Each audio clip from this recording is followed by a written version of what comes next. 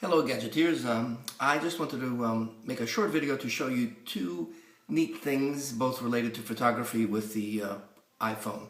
What you're seeing is an iPhone taking a picture of itself. It's a 4GS.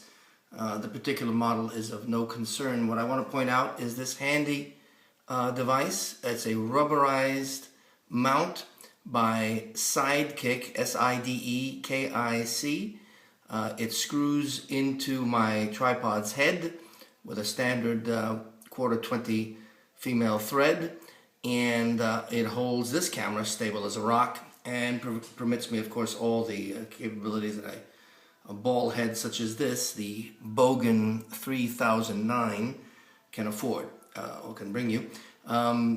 Notice how simply it can be detached. It's just a press fit, but for so light a device, you don't really need anything more than that. I'll gingerly remove it. Get on to the second half of this video. It was enough of a struggle that I'm confident, you see, that once it's in these grooves, let's see if I can get this picture right, no longer dependent upon a mirror as I am, I can actually show you what this thing looks like. It's a very straightforward concept. There's also the ability to plug your iPhone into this opening here, this U-shaped channel, of course with the part removed from the head, and use it as a means by which to prop up your iPhone on a tabletop, perhaps while you're viewing a movie hands-free.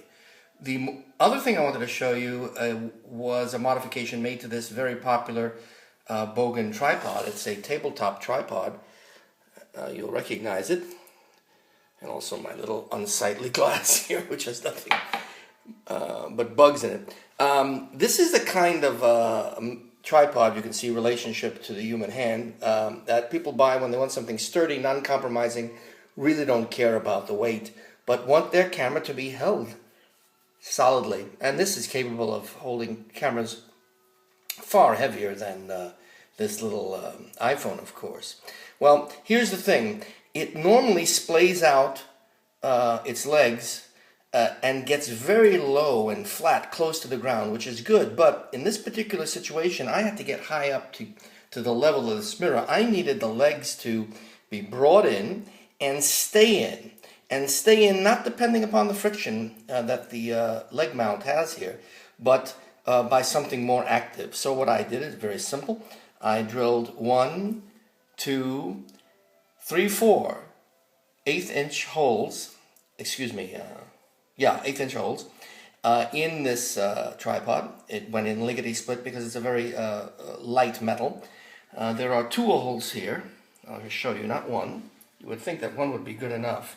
Actually, to get the rope through, a hole capable of holding both pieces of rope would have been too wide for this here.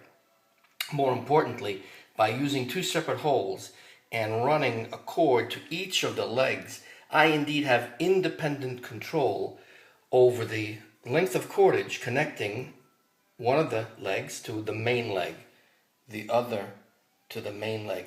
And if they're not the same, I don't have an equilateral triangle. But that can be precisely what I want if I'm on some kind of uneven turf, or if I want to literally tilt the tripod in some way.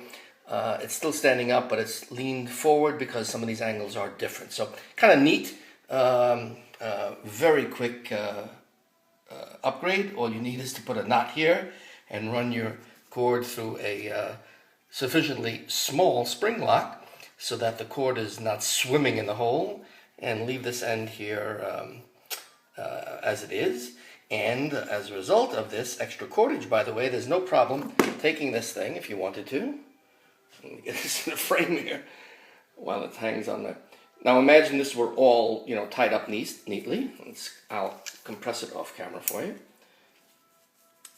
Now I can very quickly dangle this against something if I want to, or just carry it on my wrist perhaps, if that's a quick and dirty approach to not getting it lost. And of course, having the adjustability of this chock, where it is in the frame, yes, very handy. So it's not even worth it to figure out how much it cost me to make this upgrade, because it's pennies. But it really does extend the versatility of this otherwise excellent Bogen tripod. It takes it to a whole new level. And while I'm at it, let me show you what I mean by splaying out the legs and getting low by doing just this. You can see indeed how low that thing is. To give you a scale, there's the human hand with its fingers on the granite or the marble, whatever it is, and you can see how low that tripod head is getting. So it's kind of a great tabletop tripod, made even greater with a single piece of rope and a spring chock. Thanks for watching. Hopefully this helps you a bit in jury rigging your own iPhone mounts.